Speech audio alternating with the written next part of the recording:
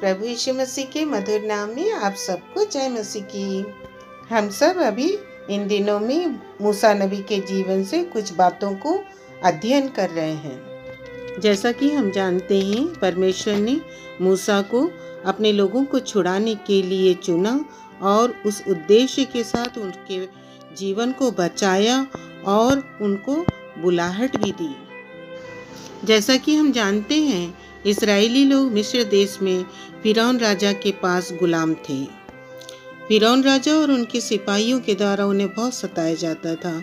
उनका निवेदन, उनकी प्रार्थना परमेश्वर के पास पहुंचा और परमेश्वर ने निश्चय किया कि मूसा की अगुवाई में उन्हें छुड़ाएं। हाँ, परमेश्वर भी नहीं चाहता कि हम किसी प्रकार की गुलामी में रहें। मूसा नबी फिरौन राजा से फिर से एक बार कहते हैं कि वह परमेश्वर के लोगों को वहां से जाने दें।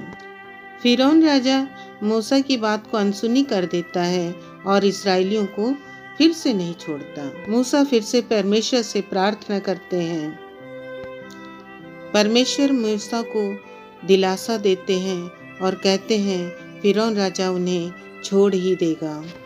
जैसा कि आप सब जानते हैं, परमेश्वर के द्वारा मिस्रियों पर 10 विपत्तियां भेजी गई, जैसे जल का लहू बन जाना, मेंढकों का आक्रमण, कुटकियों का आक्रमण। बहुत सारी विपत्तियों के बावजूद भी वो फिरौन राजा उन बातों पर विश्वास नहीं किया और उन्हें नहीं छोड़ा। परंतु 10वीं विपत्ति जो परमेश्वर ने भेजा, पूरे मिस्रियों और फिरौन राजा के राजमहल में भी सबसे बड़े बेटों का मृत्यु हुआ। तब फिरौन राजा मूसा को बुलाकर कहा, तुरंत यहाँ से चले जाओ।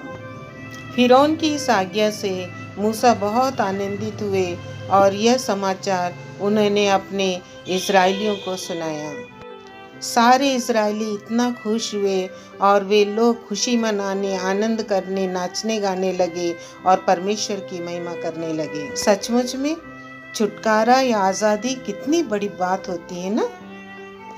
सारे इस्राएली आनंद मनाते हुए खुशी से अपने वापसी के लिए प्रस्थान किया। उनको छुड़ाने वाला सर्वशक्तिमान परमेश्वर उन्हें मार्ग में अगुवाई की।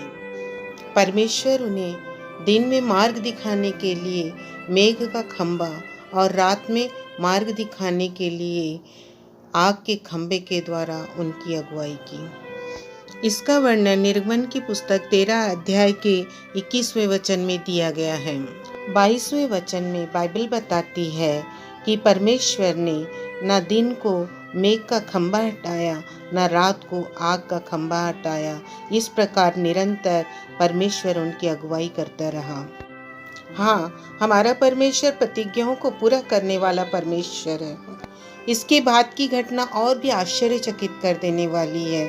फिरौन राजा को जब पता चला वे लोग चले गए तो उसे लगा, अरे ये तो आज़ाद होकर निकल गए हैं। फिरौन राजा को लगा, अरे मैंने क्यों इन्हें छोड़ दिया। वह फिर से दल बल के साथ उनका पीछा करने लगा। यहाँ हम परमेश्वर की बड़ी सुरक्षा को उसके लोगों के लिए देखते हैं। जो बादल का खंभा इस्राएलियों के आगे आगे चल रहा था, उनकी अगुवाई कर रहा था, उस खंभे को परमेश्वर ने हटाकर पीछे कर दिया ताकि फिरौन की सेना से उन्हें सुरक्षा मिल सके। बादल का खंभा होने पर भी इस्राएलियों को पूरा प्रकाश मिलता रहा। जब इस्राएलियों ने देखा कि फिरौन राजा और उसकी सेना उनकी पीछा कर रही है, वे लोग बहुत घबरा गए। तब मूसा ने इस्राएलियों से कहा, मत डरो, खड़े खड़े वह उद्धार का काम देखो जो यहोवा आज तुम्हारे लिए करेगा। आगे की घटना का वर्णन बाइबल इस प्रकार से करती है। तब मूसा ने अपना हाथ समुद्र के ऊपर बढ़ाया और यहोवा ने रात भर प्रचंड पुरवाई चलाई और समुद्र को 2 भाग करके जल ऐसा हटा दिया जिससे उसके बीच सूखी भूमि हो गई।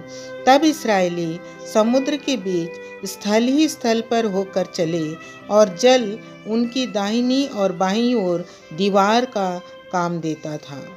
हाँ, इतना अद्भुत उपाय केवल और केवल एकमात्र परमेश्वर ही कर सकते हैं। जब फिरौन राजा ने देखा कि इस्राएलियों के लिए समुद्र के अंदर मार्ग बन गया है, वह भी उनका पीछा पीछा करते हुए समुद्र के अंदर तक अपने सैनिकों के साथ चले गया।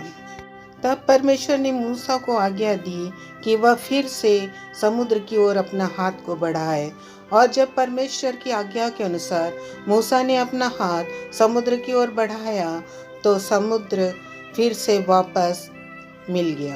जब समुद्र आपस में मिल गया, ज्यों का त्यों हो गया, तब फिरौन की सारी सेना समुद्र के पानी में डूब गई। इस प्रकार परमेश्वर ने इस्राएलियों को अद्भुत रीति से फिरौन और उसकी सेना से बचाया। हाँ, हमारा परमेश्वर अद्भुत युक्ति करने वाला सर्वसामर्थी परमेश्वर है। मूसा और सारे इस्राएली तहे दिल से परमेश्वर को दंडवत किया और उसकी स्तुति और प्रशंसा करते रहे। हाँ, हमें भी परमेश्वर के किए उपकारों के लिए हमेशा धन्यवादित रहना चाहिए। परमेश्वर इन वचनों को हमारे लिए आशीषित करके दे। आमीन।